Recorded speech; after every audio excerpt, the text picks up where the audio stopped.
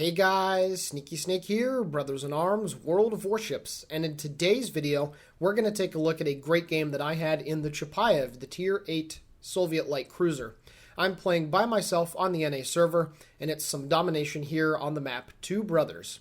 So, for those of you that have been around BIA for a long time, you'll know that we used to feature the Chapayev a lot, because of course, back in the day, when I was part of the APOC clan, our competitive team played in Tier 8 competitive in Supremacy League before it merged with Kings of the Sea and became Tier 10. So this is a ship that I have a lot of good, warm memories and feelings in, and it's one of my favorite ships in the entire game, even though I really haven't played it too much recently. But I did manage to take it for 3 spins yesterday, and I had some pretty good results, and this was the best of the trio. So I hope you guys enjoy this.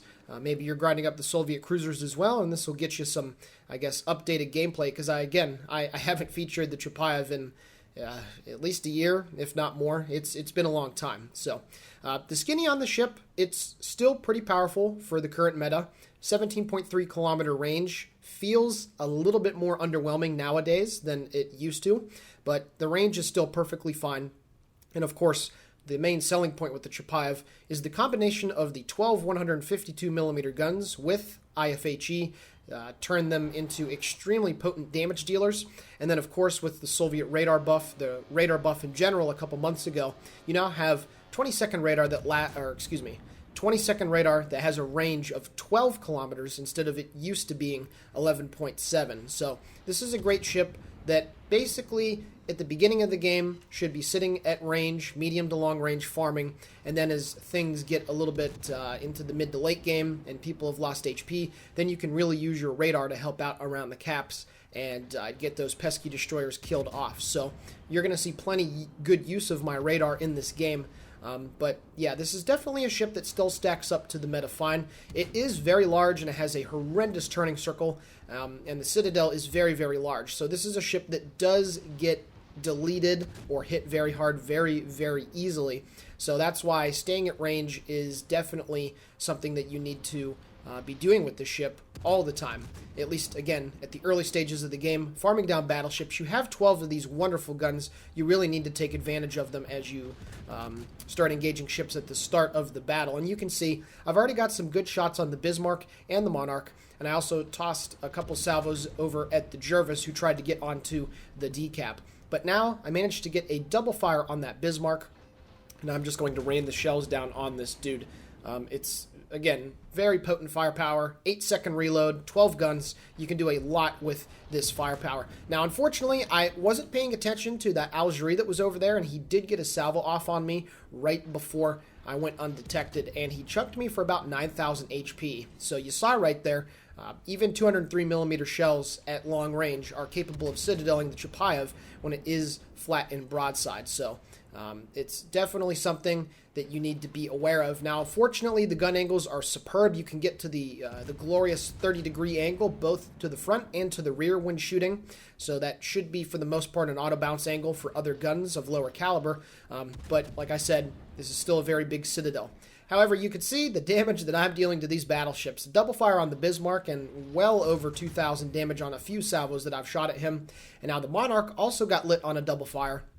So obviously, I'm going to shoot at him now as well. And you can see that the damage has stacked up very, very quickly. I'm up to 63,000 damage. And my average in the ship right now is 109,000 and change, which is, I believe, number 2 on the server. So you can really rack in the damage very, very quickly with this ship, as long as you're not the main focus of attention. And you can see my Nelson friend and my Bismarck are both out in front of me, so obviously those battleships are going to be shooting at those guys, and in the meantime I'm just able to rain fire down on the enemy battleships. So another good salvo at the Monarch. I'm going to toss one more down range before he gets out of my gun range, and now I'm going to switch over to the Bismarck, and I do manage to get a second fire lit on that British battleship. So right here, again, just great usage of the high explosive shot, and the gunpowder really showing how devastating that it can be. 7 fires set out of 92 shell hits is a pretty healthy number. RNG has been a little bit nice to me, to be fair, but you can see that these battleships have really been beaten down by this firepower, and this Bismarck is going to die. He decided to turn in for whatever reason, so he's going to kick the bucket. It's just a question of who is going to be able to secure the frag on this German battleship. But looking at the minimap, you can see that there's a couple of hurt DDs that are in the middle of the D capture point. There's the Jervis, and then there's the Mongahan. So now that one of the battleships is dead, the Monarch has been driven away, and some of the other ships are not near the vicinity of the decap, I'm now going to move into range and try to use my radar to help out my team. And like I said, the Chapayev, later in the game, it's a very, very good destroyer hunter. Back in the day, when the meta was a little different, I would argue that this was the absolute best destroyer hunter, maybe short of the Des Moines, but there could certainly be an argument for it. It's just, in my opinion, unrivaled combination of radar range and the amount of guns that you have. You can really get some cheeky shots off it, guys, if you're able to maneuver around. And also, I forgot to mention the stealth, 10.4 kilometers. It is certainly well within your radar range, so being able to stealth radar is a trait that this ship does have. It's 482 to 424 at the moment. Both teams have 2 caps. We have A and C, and they have D and B. The enemy team is retreating on all fronts, however. You can see that their forces over in the A area are making their way to the east and to the north, and then the guys that are over here in the vicinity of D, well, for some reason they're kind of leaving their DDs over and out to dry. You can see that I use my radar. I wanted to wait until I got hard detected because I knew it was going to be one of those destroyers, and now I get some good shots in at the enemy Jervis, put him down to below 1,000 hit points with 5 penetrating hits. He's down to 845, but obviously he does not want to go around the corner, so a pretty good use of the radar. Unfortunately, I was not able to secure the kill on that guy, but he's down to the amount of HP that basically he could only take 1 secondary shell, or 2 at most, and he is going to kick the bucket. The Galissoniere, it looks like his engines are knocked out, I think, and I do swoop in for the very cheeky kill steal as I pick up my second frag of the game, but also the Mongahan over there was just spotted smoking up too, so not sure what he's trying to attempt right there. I try to get the kill shot right here, maybe save my friend in the Bismarck, but unfortunately I aimed just a bit too high, and unfortunately I would have saved the Bismarck if it were not for my really poor shot on that first one. I aimed just slightly too high and all the shells went flying over his superstructure, so unfortunately I can't save the Bismarck, but he was able to get the frag, so now I can move in. I only have 1 minute and 3 seconds left on the radar, but I'm going to be able to move in and hopefully get that Mongahan spotted, but then for some reason he decides to get out of his smoke screen. I'm not 100% sure what that's all about, as also the Enterprise is trying to hunt him down with the rocket planes as well. I do get a snapshot off and hit him with 2 shells, put him on fire, and hopefully the rear guns are going to be able to make it around the corner. They do very, very briefly. But now the Algerie and the Monarch are making their way back towards the decap. And this is a maneuver that as soon as I saw it, I thought to myself, well, the Monarch, assuming that he's going to be able to get perma-spotted, should be kicking the bucket because he's not going to have enough time to run to the west and then to the northwest to get out of dodge. So once this Mongahan is dealt with, well, yeah, he gets absolutely rebalanced right there by those completely balanced Enterprise rocket planes. But like I said, I was thinking to myself, this Monarch, he should have went around to the north of that island, trying to sneak in here with his pretty good stealth, to be fair, but he's not going to be able to make it out alive because, look at that, 5,000 damage, 7 penetrating hits. British and French battleships are an absolute goldmine of XP and damage to farm when you're in ships like the Chapayev, because they just have 32 millimeters of armor all over the place. They can't angle to your shells for the most part, and assuming that they do not hit the armored belt, you're going to be getting penetration after penetration. So I pick up my 3rd frag of the game, and I'm up to 111,000 points of damage. So if this game were to end right now, this would basically be just slightly above average of a result for me.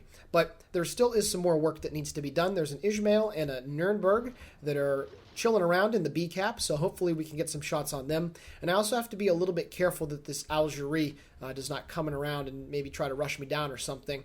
It'd be a foolish venture for him, sure, but we're going to have to pay attention to where that guy is.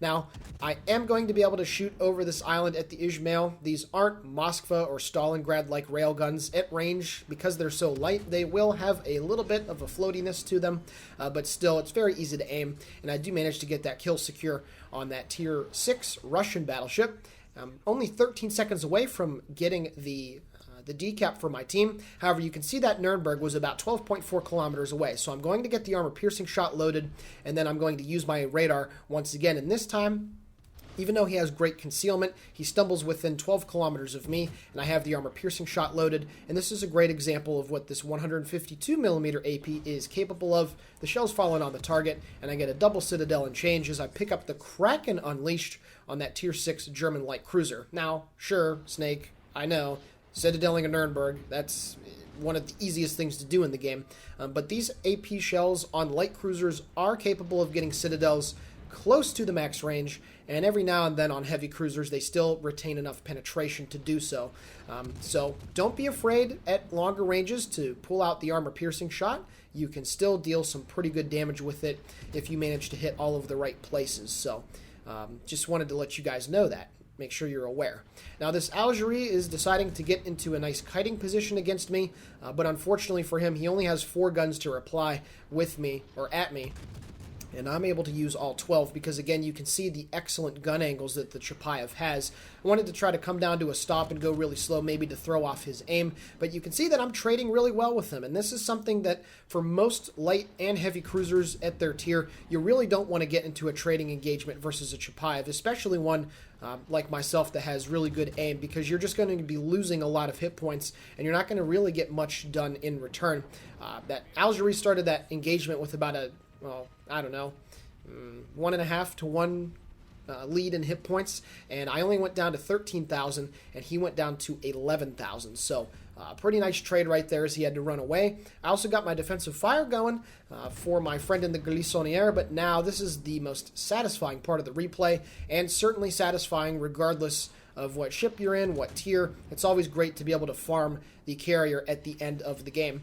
And because of that, I am not going to continue to cap the decap. I want to get some damage in before the game is over, so that is my justification for getting off of this cap. My last salvo of AP that hit the carrier, I picked up high caliber and Confederate, so we're up to 4 medals, and there we go. The Shikaku is manifested itself once again, so I'm going to continue to lay down the law on that guy.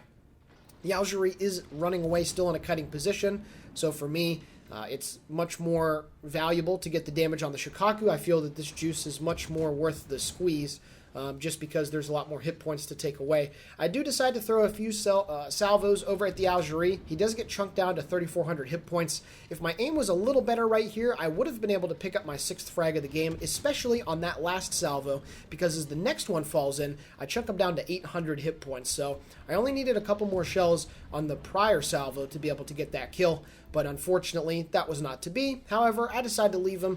You can see that a couple of my friends moving from the A cap are able to take care of the job, and now at this point it's just a race against the clock to see if we're going to be able to get the carrier killed. One of my friends does die, the Glissonnière, so there will be enough time to be able to secure this frag. It's just a question of who is going to get the kill. I switched to AP at the angle that it was at, thinking that I might be able to penetrate him, but unfortunately that was not the case. He gets down below 10,000 hit points, and I'm really trying to get this 6th frag. I haven't had a 6-kill game in quite some time. My next salvo going down range, he's on 7,000 hit points. The shells are falling in on the target. It looks very, very good, and he gets put down to 2,700. Then I believe somebody else's salvo. Yep, the Ishmael finishes the kill, and that ends the game. Alrighty guys, taking a look at the post-battle results, 429,000 credits received and 10,500 total experience earned. I picked up Arsonist, Confederate, Kraken Unleashed, and High Caliber, dealing 179,000 points of damage off of 277 shell hits. I shot down 4 planes, had 5 ships destroyed, I set 15 fires, and I had 2 citadels. Taking a look at the team score, 2,526 base XP on the winning team, easily tops on the board, and I almost beat out the guy in second place by 1,000 base XP, so certainly I had a lot of influence on this victory. Taking a look at the detailed report, 126,000 damage with the main battery and 52,000 damage dealt with the fires that I set. Kind of came close to a witherer. It's a shame that there wasn't another battleship or maybe more time to light fires on the Shokaku, but that's okay. Still a fantastic result in the Chapayev. Not my highest damage by any means, but certainly one that is a really good all-around game. So I hope you guys enjoyed this video. Puddin will be doing tomorrow's replay, so enjoy that. And with that being said, have a great day.